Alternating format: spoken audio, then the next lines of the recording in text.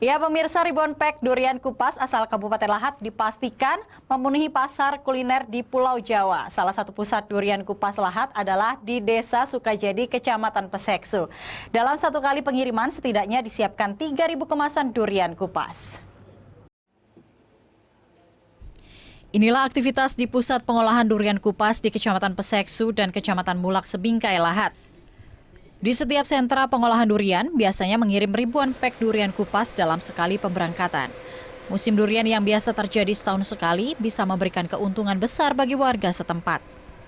Harga durian kupas per biji biasa dijual Rp50.000 per pek dan durian utuh tanpa daging bisa mencapai Rp60.000. Sementara untuk durian dengan kualitas di bawah standar biasanya dijadikan tempoyak sebagai kuliner lokal dengan harga Rp40.000 per kilogram.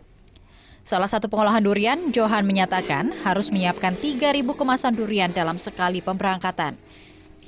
Dapat dipastikan puluhan ribu durian kemasan dari sejumlah sentra pengolahan durian di Lahat ini memenuhi pasar kuliner di Pulau Jawa. Pemilik usaha durian olahan biasanya membeli dengan sistem borongan dari petani. Semua kondisi durian diterima kemudian disortir sebelum pengemasan.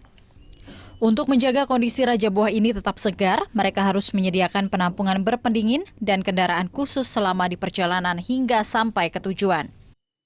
Atau misalkan sehari, jadi kalau sehari itu kita bisa kirim kalau buah bisa 2.000, 2.500, bahkan pernah sampai 5.000 sehari kita kirim. Cuman itu untuk ke Jawa. Durian kupas dianggap efektif dalam kemasan karena jauh lebih ringan dan tampilannya menarik. Meski dengan kemasan plastik, pembeli tetap tertarik karena dapat melihat langsung daging durian yang akan dimakan.